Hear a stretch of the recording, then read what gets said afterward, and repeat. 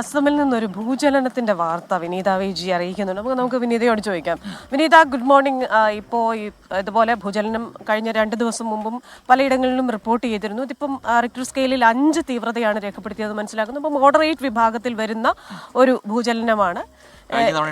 കൂടുതലാണെന്ന് തോന്നുന്നു, ചെറിയ. അതെ. അപ്പോൾ എന്താണ് കൂടുതൽ വിവരങ്ങൾ? ആളപായമൊന്നുമില്ലല്ലോ അല്ലേ?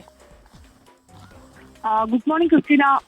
ക്രിസ്റ്റീന സൂചിപ്പിച്ചതുപോലെ തന്നെ റിക്ടർ സ്കെയിലിൽ തീവ്രത 5 രേഖപ്പെടുത്തിയിരിക്കുന്നത്. പൊതുവെ ഈ തീവ്രത 4 മുകളിലേക്ക് വരികയാണെങ്കിൽ നമുക്കത് ശക്തമായ ഭൂചലനം എന്ന രീതിയിൽ തന്നെ വിലയിരുത്താവുന്നതാണ്.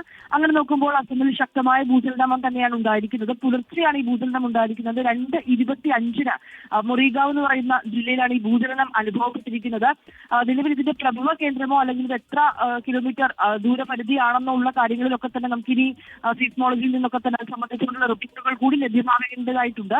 നിലവിൽ ആളപായമോ അല്ലെങ്കിൽ അതുമായി ബന്ധപ്പെട്ടുകൊണ്ടുള്ള അങ്ങനെ നാശനഷ്ടങ്ങളോ ഒന്നും തന്നെ റിപ്പോർട്ട് ചെയ്തിട്ടില്ല. പക്ഷേ ശക്തമായിട്ടുള്ള ഭൂചലനമാണ് ഉണ്ടായിരിക്കുന്നത്. നമുക്കറിയാം, പുലർച്ചെ 2-2:30 എന്നൊക്കെ പറയുമ്പോൾ ആളുകളൊക്കെ തന്നെ ഉറങ്ങുന്ന സമയമാണ്. ആളുകൾക്കിടയിലൊക്കെ തന്നെ അത് വലിയ പരിഭ്രാന്തി ഉണ്ടാക്കി, അവർക്ക് വലിയ ഭയം ഉണ്ടാക്കിയതായിട്ടാണ് നമുക്ക് അറിയാൻ കഴിയുന്നത്. പക്ഷെ നിലവിൽ ഇതുമായി ബന്ധപ്പെട്ടുകൊണ്ടുള്ള മറ്റ് റിപ്പോർട്ടുകൾ, ഈ ആളപായമോ നാശനഷ്ടങ്ങളോ ഒന്നും തന്നെ ഇനിയും റിപ്പോർട്ട് ചെയ്യപ്പെട്ടിട്ടില്ല.